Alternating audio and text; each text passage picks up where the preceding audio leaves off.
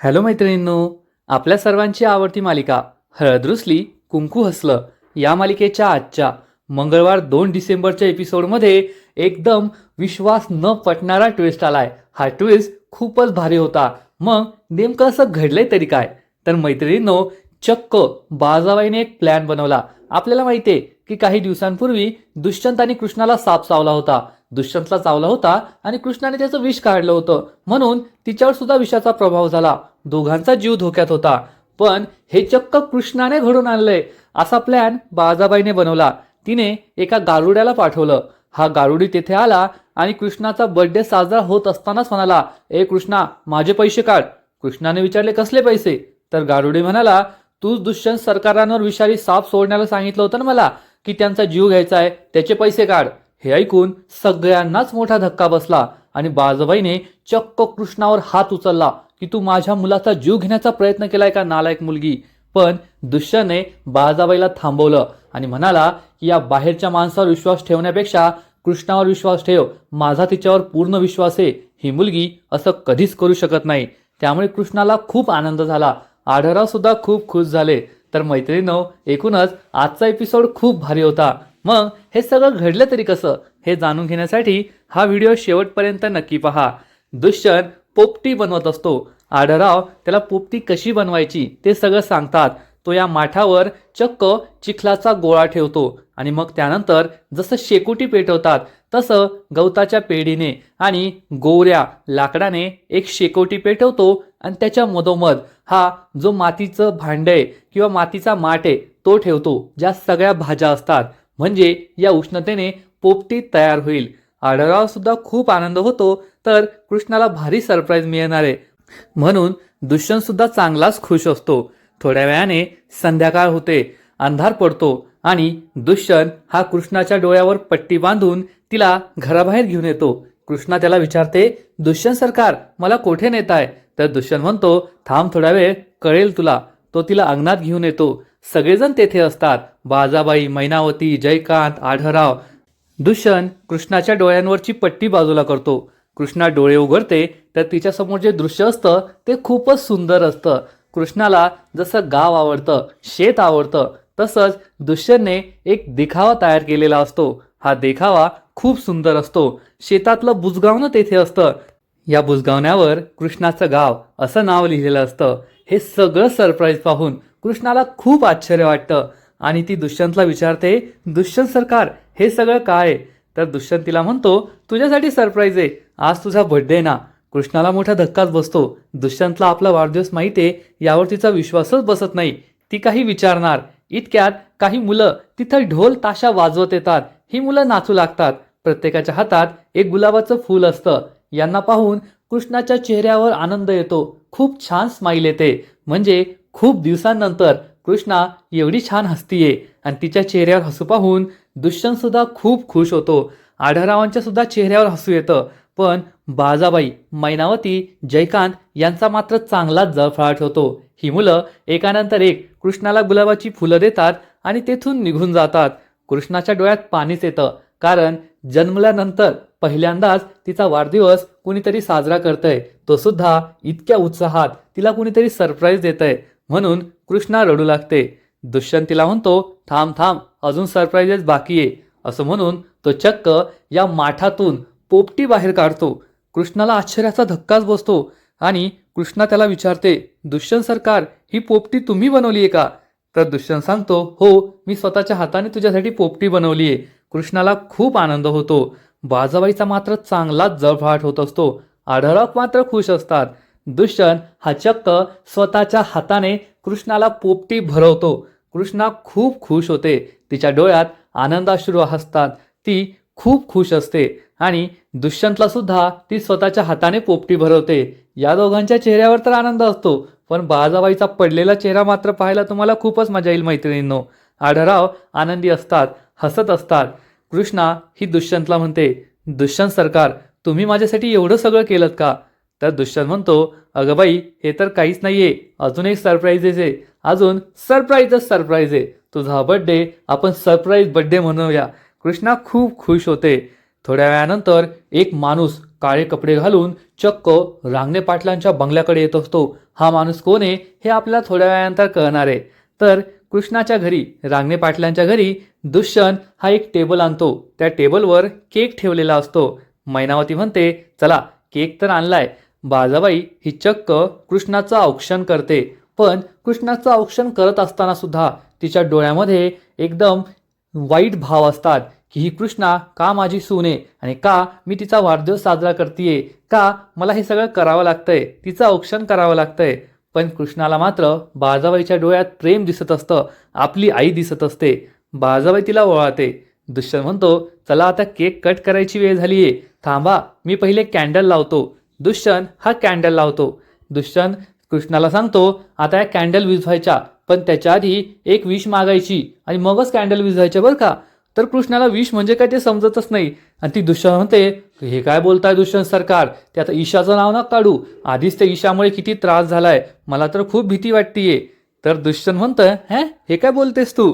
आढळराव हसू लागतात आणि म्हणतात, अरे वेडाबाई, ईश म्हणजे ते काय सापाचं ईश नाही, ईश म्हणजे इंग्लिशमधलं ईश, म्हणजे मनातली इच्छा.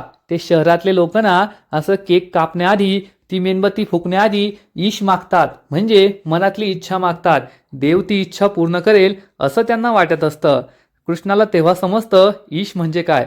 तर बाजाबाई म्हणते, होय कृष्णा, तू काहीतरी ईश माग, म्हणजे तुझी इच्छा माग, तुझ्या मनातली इच्छा नक्की पूर्ण होईल असं शहरातले माणसं म्हणतात.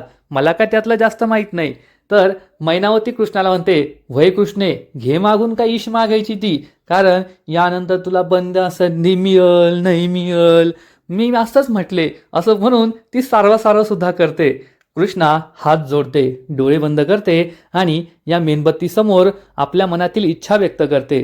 ती म्हणते, मला सगळं काही मिळालंय, काय मागू, फक्त माझं आणि दुष्यंत सरकारांचं नातं आणखीन घट्ट होऊ दे आणि या घरातील सगळ्यांना आनंदी आनंद, सुख मिळू दे, एवढंच मागणं मी मागते. असं म्हणून कृष्णा ही मेणबत्ती विझवते. पण ही मॅजिक कॅन्डल असते. कृष्णा मेणबत्ती विझवते आणि मेणबत्ती पुन्हा पेटते. कृष्णाला हे माहीतच नसतं आणि ती आश्चर्याने म्हणते, दुष्यंत सरकार, हे कसं होतंय, मी मेणबत्ती विझवते आणि ती पुन्हा एकदा पेटतीये. तर दुष्यंत हा गुपचूप हसू लागतो आणि म्हणतो, तू काहीतरी डेंजरस विश मागितली असेल म्हणून ते विझत नाहीये, चांगली विश माग. तर कृष्णा म्हणते, नाही नाही, मी तर चांगलंच मागितलंय. ती पुन्हा एकदा मेणबत्ती विझवते, मेणबत्ती पुन्हा एकदा पेटते. सगळे तिच्या हसू लागतात. कृष्णा खूप घाबरते आणि विचारते, दुष्यंत सरकार, ही काय भुताटकी की काय. दुष्यंत खुदू हसू लागतो आणि म्हणतो, भुताटकी नाहीये, मॅजिक कॅन्डल आहे त्या, अशा विझत नाही. तो या कॅन्डल बाजूला काढतो आणि म्हणतो, चल आता केक कट कर. कृष्णा केक कट करते.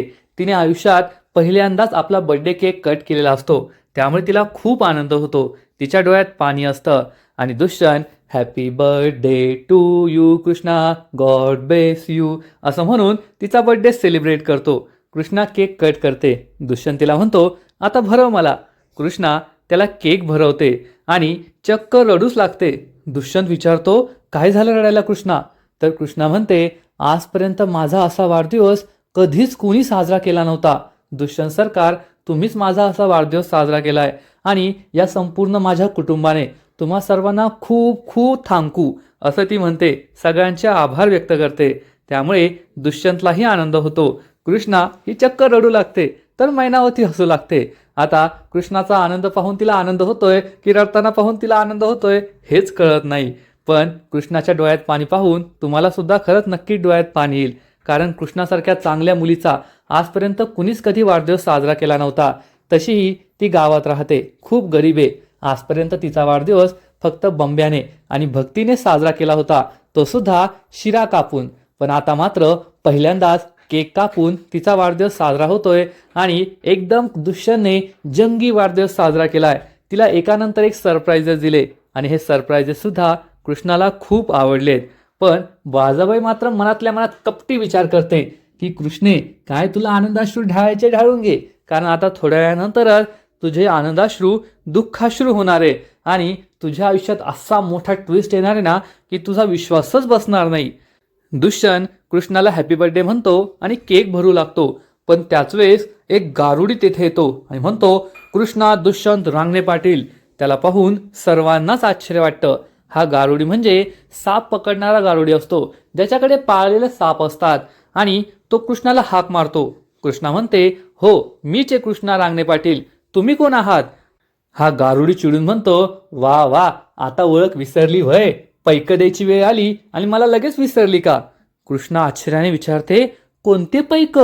तर बाजाबाई मात्र चांगलीच खुश असते, कारण या गारुड्याला तिनेच बोलवलेलं असतं. हा सगळा तिचाच प्लॅन असतो. कृष्णाने विचारल्यानंतर हा गारुडी म्हणतो, कसलं पैक म्हणजे?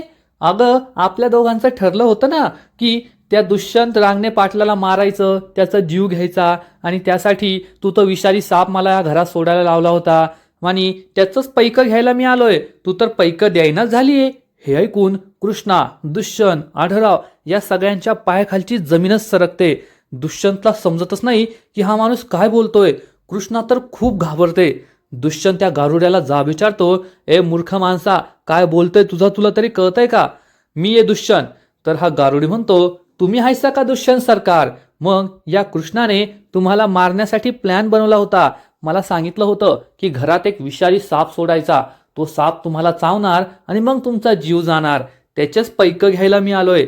आता मग बाजाबाईचं नाटक सुरू होतं आणि ती म्हणते, ए गारुड्या, काय बोलतोय तू? तुला समजतंय का? रांगणे पाटलांच्या घरात उभा आहे तू आणि असं बोलतोय.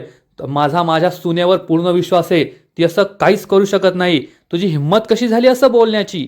तर हा गारुडी म्हणतो, मी खरं खरं बोलतोय. या कृष्णानेच मला सांगितलं होतं घरात साप सोडायला, विषारी साप, आणि त्यासाठी पैसे सुद्धा कबूल केले होते. दुष्यंतला खूप राग येतो. त्याच्या तळपायची आग मस्तकात जाते आणि तो चक्क या गारुड्याच्या अंगावर धावून जातो, त्याची गचंडी पकडतो आणि त्याला जाब विचारतो, सांग, कुणी सांगितलं तुला हे बोलायला? माझी कृष्णा असं कधीच करू शकत नाही. तो या गारुड्यावर हात उचलतो. तर मैनावती म्हणते, थांब दुष्यंत, त्याला मारू नको. मारायची काही गरज नाहीये. आपल्याला खरं खोटं कळायलाच पाहिजे ना. माझा कृष्णावर विश्वास आहे, पण काय खरं काय खोटं हे तिच्या तोंडून ऐकायला हवं की नाही? तेव्हा बाजाबाई कृष्णाला म्हणते, कृष्णे, माझा सुद्धा तुझ्यावर पूर्ण विश्वास आहे, पण खरं खरं सांग, हा गारुडी काय बोलतोय? तर कृष्णा म्हणते, बाजाबाई, माझ्यावर विश्वास ठेवा. मी कधी दुष्यंत सरकारांचा जीव घेण्याचा विचार तरी करेल का? मी हे सगळं का केलं असेल? आढळरावांना मात्र संशय येतो की हा सगळा बाजाबाईचाच प्लॅन आहे, तिनेच ही सगळी शाळा केली आहे. तर हा गारुडी म्हणतो, मी हे सिद्ध करू शकतो की या कृष्णानेच मला पैके द्यायचं कबूल केलं होतं. तिनेच मला घरात साप सोडायला सांगितला होता. या घरात तिने मला आणलं होतं. दुष्यंत आणि कृष्णाचा यावर विश्वासच बसत नाही. तर दलपत म्हणतो, ए बाबा, गप्प बस बर का, आमच्या घरात भांडणं नको लावू, नाहीतर तुला आहे ना असं कलम लावील की जेलमध्येच टाकीन. तर जयकांत म्हणतो, होय, आमच्या वहिनी साहेबांमध्ये आणि आमच्या दादामध्ये भांडणं नको लावू. तर बाजाबाई रडण्याचं नाटक करू लागते. कृष्णा, खरं खरं सांग, हा काय बोलतोय माणूस? कृष्णाला काय उत्तर द्यावं तेच समजत नाही. तर हा गारुडी म्हणतो, मग तुमच्या घरात मला या कृष्णानेच आणलं होतं. कोणाची खोली कुठे, या घराचा कोपरा ना कोपरा दाखवला होता. मग आम्ही असं ठरवलं की घरात साप सोडण्यापेक्षा अंगणातच साप सोडायचा, म्हणजे मला त्याला पुन्हा एकदा आपल्याबरोबर नेता येईल. आणि तोच साप मी सोडला. विषारी साप होता तो, आणि तोच दुष्यंत सरकारांना चावला आणि त्यांचा जीव जाता जाता वाचला. हे सगळं मला कृष्णानेच करायला सांगितलंय आणि त्यासाठी पैके द्यायलाच ती मला आज भेटणार होती. ती नाही आली म्हणून मी येथे आलो. दुष्यंत खूप चिडतो. तर बाजाबाई ही जाब विचारते, काय ग कृष्णे, हे खरंय का? खरं खरं सांग. तर मैनावती म्हणते, हा म्हणतोय ना याला घरातील प्रत्येक कानाकोपरा माहितीये, मग त्याला आपण प्रश्न विचारूया. बाजाबाई विचारते, सांग सांग, माझ्या दुष्यंतची खोली कुठे? तर हा गारुडी म्हणतो, आता तुम्ही घरात जाल, मग एक जिना असेल, जिन्याहून वरती गेलं की उजवीकडे पहिली खोली दुष्यंत सरकारांची आहे. अजून बाकीच्या लोकांच्या खोल्या सांगू का? मला घरचा कानाना कोपरा माहितीये, सगळं मला कृष्णाने दाखवलं होतं. कृष्णाला जबर धक्काच बसतो आणि मग बाजाबाई तिचा धिंगाणा सुरू करते, कृष्णे, हे खरंय का?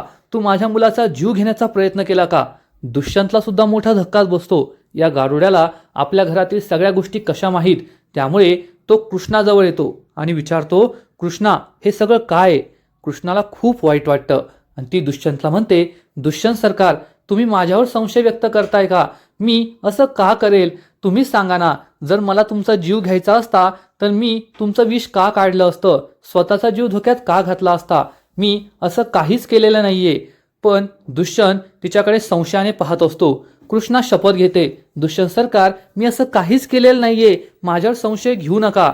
तर बाजाबाई म्हणते, ए नालायक मुलगी, मी तुला माझी सून बनवलं, तुझ्यावर मी माझा जीव वळवून टाकला, माझा दुष्यंत तुझ्यासाठी काय काय करतोय आणि तू त्याचा जीव घेण्याचा प्रयत्न केला का? तुझी हिंमत कशी झाली हे सगळं करण्याची? आणि बाळाबाई ही चक्क कृष्णावर हात उचलते, कृष्णाच्या थोबाडीत मारण्याचा प्रयत्न करते. पण दुष्यंत तिचा हात पकडतो आणि म्हणतो, आई हे काय करतेस तू? बाळाबाईला खूप राग येतो आणि ती चिडून म्हणते, दुष्यंत या मुलीने तुझा जीव घेण्याचा प्रयत्न केलाय, या गारुड्याबरोबर मिळून तुझ्यावर विषारी साप सोडलाय आणि तू मलाच थांबवतोय का? कृष्णा रडू लागते.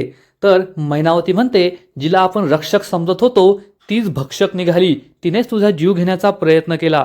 तर दुष्यंत म्हणतो, आई मला तुझा राग समजतोय, माझ्यावरच्या प्रेमापोटी तू हे सगळं बोलतीये, कृष्णावर चिडतीये, पण सारासार विचार कर, कृष्णा असं का करेल? आणि जर कृष्णाने मला मारण्याचा प्रयत्न केलाच असता तर तिने स्वतःच्या तोंडाने ते विष का बाहेर काढून फेकलं असतं? मला का वाचवलं असतं?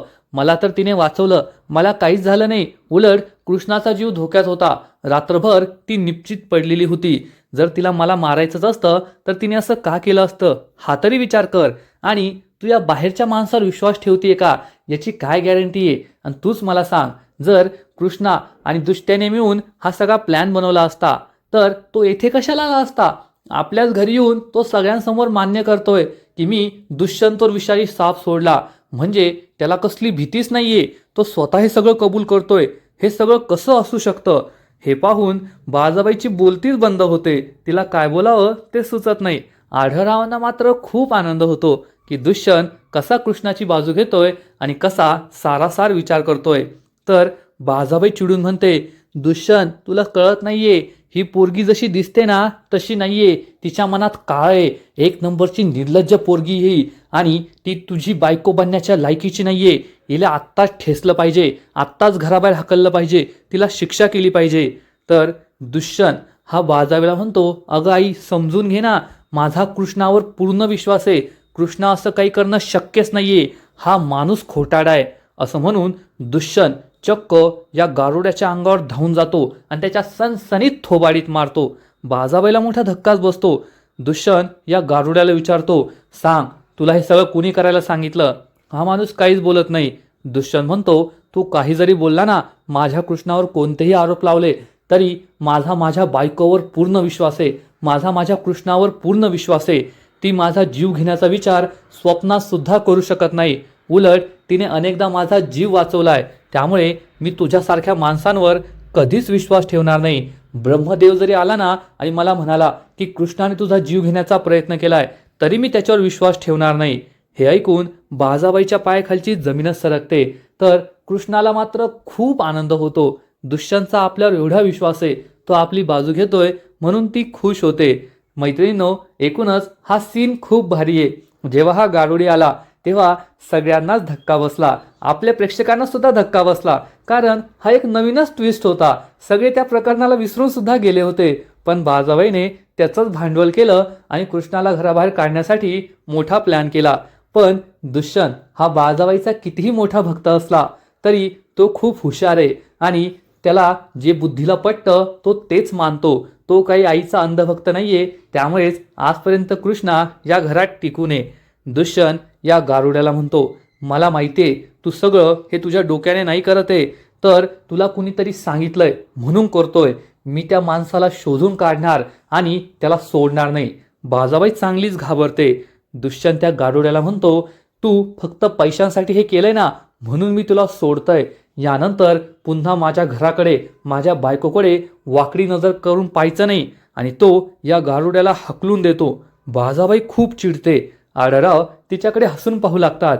तिचा प्लॅन पुन्हा एकदा फ्लॉप झाला म्हणून त्यांना खूप आनंद झालेला असतो.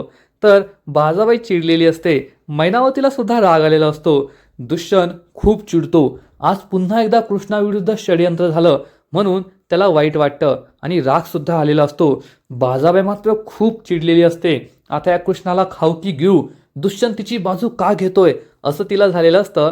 पण दुष्यंत समोर काही बोलण्याची तिची हिंमतच नसते, कारण आता दुष्यंत समोर तरी आपलं खरं रूप येऊ नये अशी तिची इच्छा असते. मैत्रिणींनो, खरंच आजचा एपिसोड खूप भारी होता. सुरुवातीला कृष्णा आणि दुष्यंत या दोघांचं प्रेम आपल्याला पाहायला मिळालं. दुष्यंतने कृष्णाचा वाढदिवस खूप भारी साजरा केला. तिला आवडतील असेच सरप्राईज दिले.